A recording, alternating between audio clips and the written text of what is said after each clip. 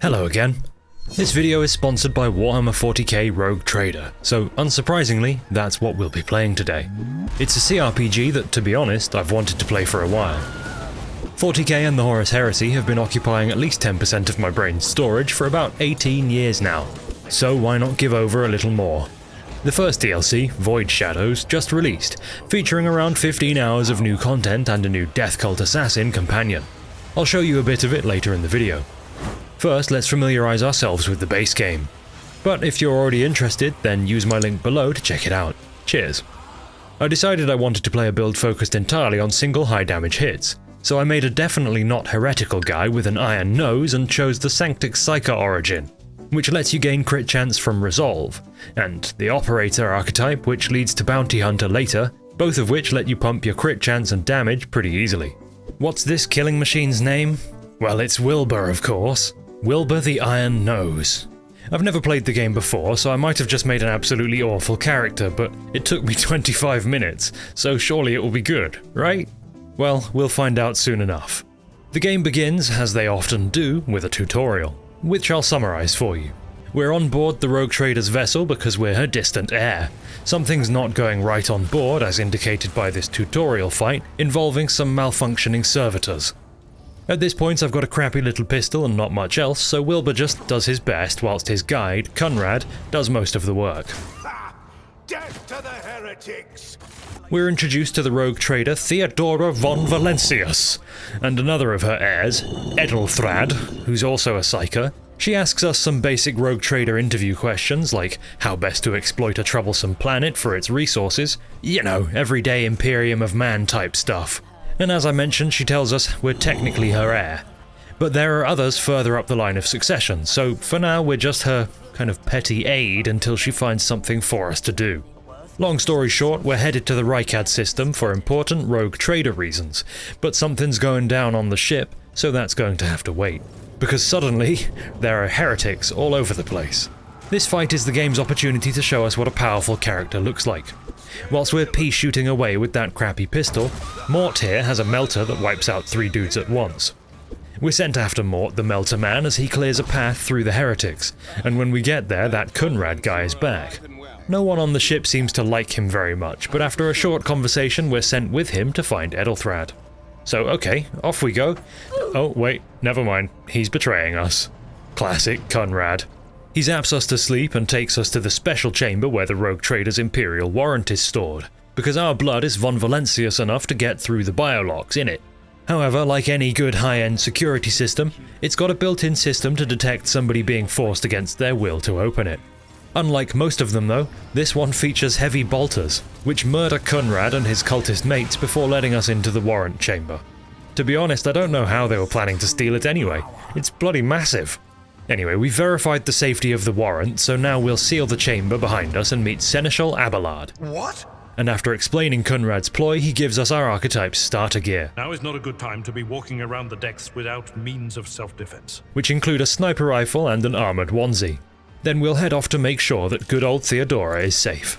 He also gives me a medkit to heal up with, but poor Wilbur can't figure out which end of the syringe goes into his arm, so Abelard has to do it for him. Let's patch you up. Your help suffices. Right, we'd best get going. Our destination is the Navigator's sanctum, because apparently for some reason we're not translating out of warp space, which in case you're not a 40k nerd, is a very bad place to be stuck. Before we go anywhere though, here's a load of cultists. Abelard gets off to a bad start, immediately parried, but he makes up for it quickly enough. And now we get to see what Wilbur will be spending most of his time doing, which is being badass. Immediately hitting a slick collat. Is that what the kids call double kills these days? The cultists all gather around Abelard and, well, shoot each other, letting us clean things up pretty efficiently and get on our way. But first, a level up. Much like most CRPGs, every level you get to increase some attributes and often also take a talent. But this time Wilbur just gets to increase his knowledge of warp lore, because we'll probably need some of that. Abelard gets to up his carouse stat, which is just kind of resistances by the looks of it. See, I want to build him to be a full tank. He should just make things hit him and take those hits like a champ. Headed into the Navigator's sanctum now, it's feeling a little bit warpy in here. If the air around you is purple and wispy, it's warpy. Look out for demons. Here we meet Theodora, the local unsanctioned psyker.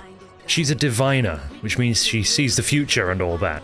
So therefore she can buff teammates with foresight, giving them extra dodge chance, that kind of thing. This does, however, also mean that she's a bit of a nutter. Having the warp just whispering in the back of your head will do that to you. She'll demonstrate, though, in the Navigator's sanctum how useful she can be, right after Wilbur has offed the cultist psyker in one shot, as is his way. Theodora has this staff that gives her chain lightning, which is awesome, even if it does also get Abelard just a little bit. He'll be fine. And then, after zapping him, she hits him with the forewarning, so at least he'll see it coming next time. Unfortunately, even though we've dealt with the cultists in the sanctum, the Navigator ain't looking so hot. His brain's getting absolutely railed by Slaanesh or something similarly horrific, and after grumbling for a bit, some force of chaos just starts speaking through his mouth. Kneel, mortals, etc., etc., you know, the usual stuff. Nonetheless, the old boy is just about clinging on in there, so we'd best head up to the helm and try to translate out of the warp before he fully gives up the goat. We arrive on the upper decks to an ongoing battle, which is interrupted by Argenta, a sister of battle, blasting away with her bolter. We introduce ourselves to her and she joins the party. Very good. With her, we'll head onto the officer's deck, where things are apparently not going very well, and on our way there, Argenta demonstrates once more that bolters are quite good at liquefying people in a short fight with another group of cultists. Also, it turns out that Theodora can just people to death, which is a useful skill to have in the grim darkness of the 41st millennium. And as this is a CRPG, you also spend a huge chunk of your time looting. I'm sure Theodora won't mind us helping ourselves to all of this valuable stuff, including some melter charges that we'll use immediately to blast our way out of here and into the burning nasty portion of the upper decks, where we find a nice hat for Abelard to keep his brains safe with. As the squad heads over towards the officer's deck, the place gets even more on fire, blocking our way. But hey, here's Theodora to help us out. Right? Are you lost, my heir? Right? You know, I think that this might not actually be Theodora, but she offers us help. Don't worry about the fact that it says heretical right here on the dialogue option. So we gain our 15 points of heretical and get teleported into, well, I don't actually know where. Oh, it turns out we were in Theodora's secret bedroom chamber. And, oh dear. That's not ideal. Yeah, I guess it wasn't her that teleported us here after all. Anyway, let's loot her dead guard's helmet. He doesn't need it anymore. Argenta does. And then we'll try to figure out how this happened. Naturally, people are upset. Theodora wants to try and divine the nature of her death, but whatever. Ultimately, she's dead and also possibly a heretic. And Conrad is also a traitor, which just leaves Wilbur and that other psyker dude, Edelthrad, as heirs to the von Valencius name. I'm sure you can see where this is going. We also find a letter here from the Inquisition summoning Theodora to the Rykad system, so it turns out that's why we were on the way there. So we head to the bridge, but are interrupted by some more nasties, including this big chunky combat servitor. Abelard boldly rushes in and starts slicing, as is his way, with the rest of the gang blasting from the rear in support. The servitor is heavily armoured, dramatically reducing most damage against it, but that's not going to help against Theodora's psychic yelling, leaving it nice and low health. Wilbur can lower a target's armour with his operative abilities, but, well, not by enough it turns out, so it's up to Argenta to finish the job. Very good. And this combat gave us another level up. They come pretty often in this game, it seems, and I like that. It feels like the party is getting more powerful and specialised very quickly. Wilbur basically always takes talents that improve his crit chance, crit damage, or some other similar thing like this one that gives him a stacking buff to damage and armour penetration for every exploit he's triggered in a particular fight. Anyway, to the bridge, where things are evidently also going well. But hey, there's Edelthrad, and also Conrad, doing some sacrificing of course. After a short chat with Edelthrad, who's suffering and honestly probably about to turn into a chaos horror, we interrupt Conrad and shockingly, he seems surprised to hear of Theodora's death. So, at least seemingly, it wasn't him what done it. No, that can't be. Elderflower starts getting mad and limps towards him, so he finishes off his ritual and, yeah, there we go, he's turning into a horror. This thing has natural armor, meaning that it starts off very tanky and gets less and less so the lower its health. which basically means that right now, even with a crit, poor Iron Nose does just 19 damage. But eventually, surprisingly quickly actually, it's dead. We level up again so Wilbur gets more crit chance. You know the drill. So anyway, with Edelweiss dead, that just leaves Wilbur to inherit the dynasty. You are the only one who speaks for House von Valancius. And as our first act as Rogue Trader, we'll get the hell out of warp space. But before we can take our seat, some ghosts arrive to haunt us. Go away. Leave me alone, I'm trying to fly a void ship. Warp Theodora tells us that eventually we'll repay the debt for her help, which is ominous, but okay, whatever. The Navigator is dead, but we've made it out of the warp and into the Rykad system. Abelard does the official business of ascending us, and we get a short cutscene to transition us from the tutorial into Chapter 1. Which starts with a meeting, but don't worry, I'll summarize for you. Things are bad. There you go, meeting summarized. No, seriously, we don't have enough crew, the engines are sad and need a good praying to, and the Master of Ordnance needed a good smack. And actually, you know what? Execute him. If you guys ever get the opportunity to give me this level of power, don't do it. I'm very easily corrupted by it. Anyway, basically we need a new Engine Seer Prime and a Navigator, and then we can continue on our voyage. So we'll have to find those here in Rykad. And whilst we're here, we should also be finding the Lord Inquisitor's buddy Heinrichs. Our mundane duties as Lord Captain of the ship conclude with giving some kids a pep talk for Sister Argenta. Their parents died in the fight, so we just tell them they died for the Imperium and give them some sweets. Easy stuff. Now, onto our actual work. We can access the system map and zip around all over the place. But I think we'll start here with Urak 5, a Navis Nobilite station where hopefully we'll find a Navigator. They're not saying anything to us over the Vox, so I guess we'll just dock and see what happens. YOLO. Okay, I guess unsurprisingly it's not looking good in here either. They seem to be dealing with a traitor situation of their own. There's a lot of that going around. The man in charge down here, Felek or Celio, basically tells us that their Lady Navigator, Cassia, has been taken hostage upstairs by a traitor element, and asks us to rescue her. He does seem just a little bit sus, but so does everybody around these parts, to be honest, so Wilbur agrees to help on the proviso that we're given a Navigator as a reward. But we can't just head on up the elevator. We've got to make some kind of control rod first, so into the back rooms we go. No, not the liminal space ones, just this place back here. The place is trapped, but Abelard is pretty good at dealing with those, so we're fine on that front. But this is kind of feeling like an ambush to me. And sure enough, here they are. That being said, they don't look like cultists or anything. I appear to just be killing loyal servants of the Imperium, which is never good, but it's a little too late for a second guess. So press forth, come on Wilbur, delete their leader. What a satisfying demise. Adira and Argenta finish the job, and then we grab one of their pistols for Abelard to use as a secondary, before moving into the habitation decks, where... Alright, it does look like there is some warp fuckery going on back here, so this guy's hearing things and... oh, yep, he's killing his roommates. Maybe this wasn't the wrong decision after all. I found a cogitator back here and managed to convince it to activate the elevator, so now we just need to make that control rod. The cogitator also opens some doors around the place, inside one of which we get this long las, an improved sniper rifle for Wilbur. And being a las rifle, apparently it's more effective against targets in cover or with high dodge than a solid projectile weapon. Which I guess makes sense, you're going to struggle to dodge a laser beam. Another of the doors that it opened leads us into this room with a load of machines that we can poke at. To make a new control rod, we need to combine the correct reagents in these machines. How do we know the correct combination? Well, there's a load of research notes down here that tell us what worked and what didn't work in previous experiments. First, I made some adaptive antidote, kind of by accident to be honest, but then we make that control rod. Very good. I also found these neat goggles that give me some warp lore. Probably not enormously useful, but hey, they look cool. Right, now then, back to the main entrance to head on upwards. We have another chat with Felek, and I have the opportunity to accuse him of being the traitor, but, you know, I think he's fine. Up we go and arrive into a room full of crying people, at the centre of whom is Lady Cassia, who looks a bit warpy, but I think that's normal for navigators. We managed to calm her down, and now that I'm talking to her guardian up here, Theobald or Celio, I'm starting to think that I might have made the wrong decision.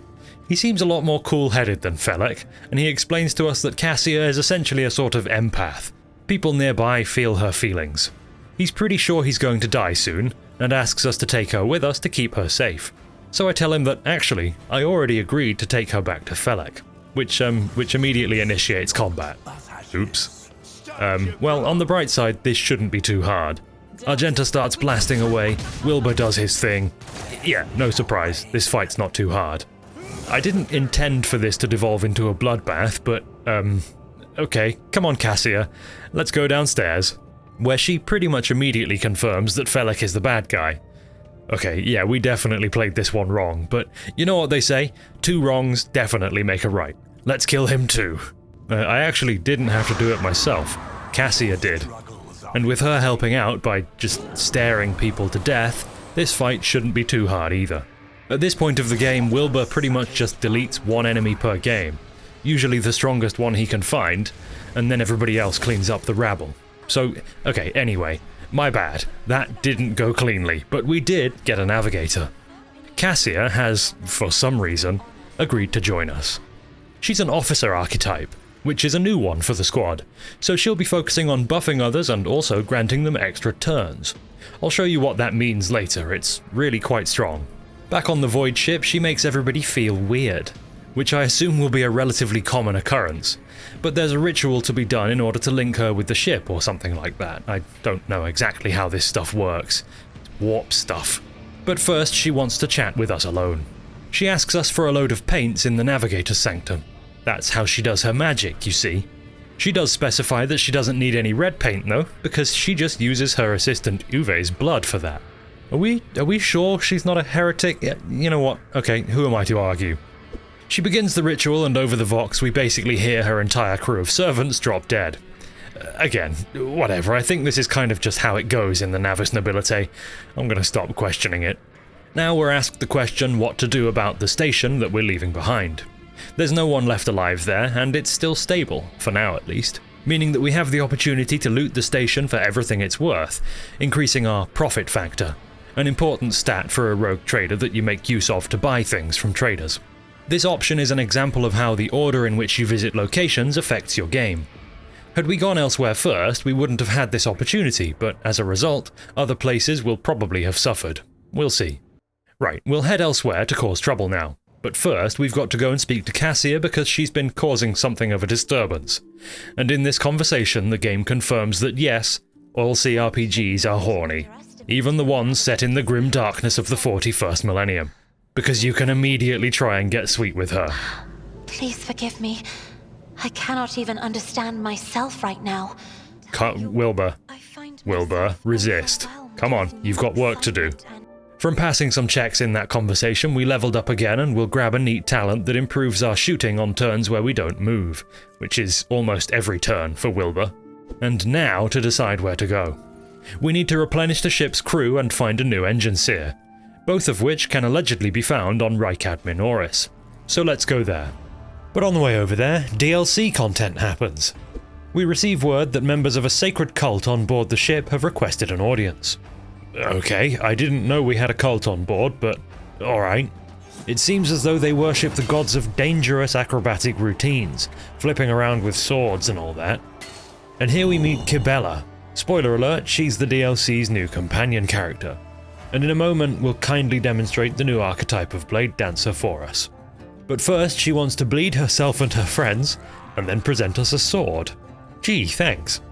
I'm not going to use it, but still, no one else on this ship gives me gifts.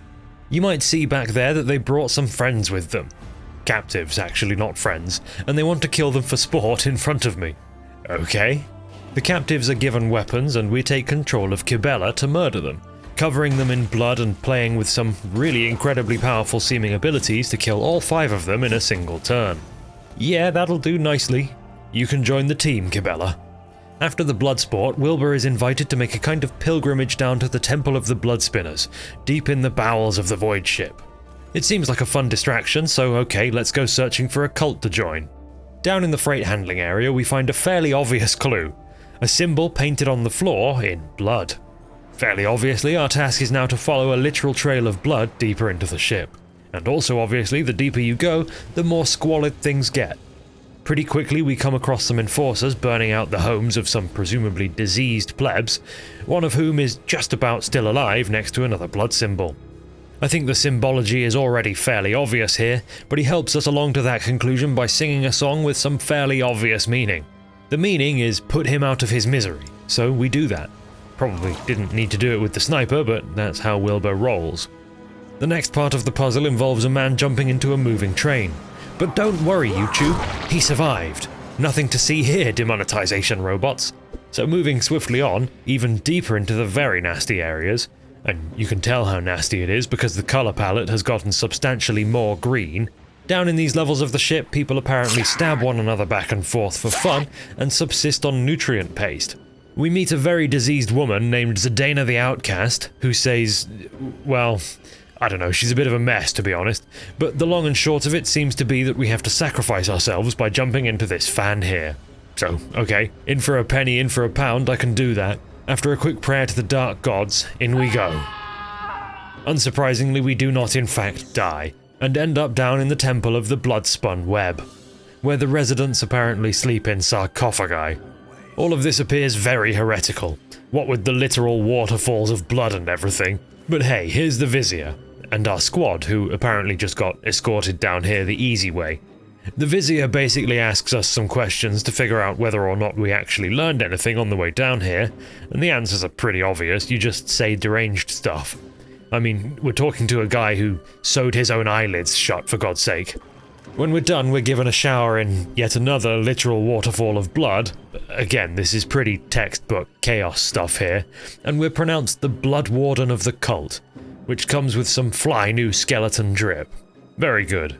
Unfortunately now for the rest of the video, Kibella and the cult have some very important heretical business to attend, so you won't see them again. Don't question it. For real this time, we're going to land on the planet, where by this point entirely predictably, things aren't going well. It seems like chaos has its nasty purple fingers wrapped around this entire system. So we arrive to the starport and join the squad holding it, and we learn that because we came here second, it's worse than it would have been. Well, well, well, if it isn't the consequences of my actions.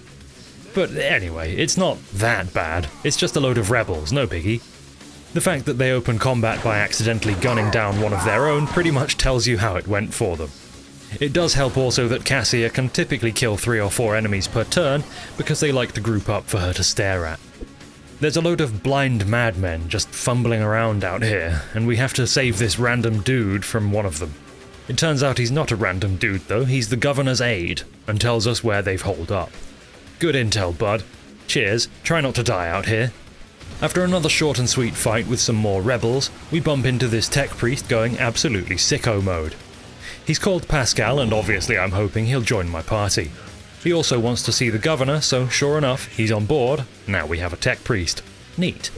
The next group of rebels we come across are trying to mess with some cogitator controlling a turret, and it yells something about a profane violation of the algorithm. So on that note, don't forget to like and subscribe, or this might happen to you too. Now let's speed through this section a little bit. We essentially have 2 objectives. 1, to deal with the anti-air guns that are taking down any incoming support, and 2, find the governor.